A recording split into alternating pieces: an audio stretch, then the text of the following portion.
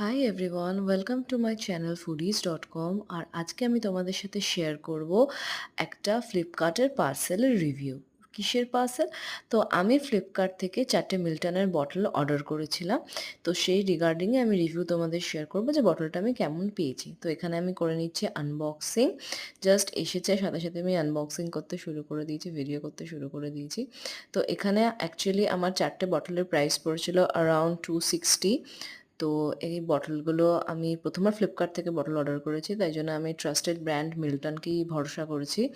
এই প্রিন্টটা আমার খুব পছন্দ হয়েছে এবং এখানে সুন্দর একটা বেশ হোল্ডিং রোপও দিয়ে দিয়েছে এবং বটলগুলো অ্যাকচুয়ালি খুব সুন্দর। তো এখানে এরকম সেম প্রিন্টের দুরকম কালারের বটল এসেছিলো, একটা kind of red pink and একটা deep and sky blue combination.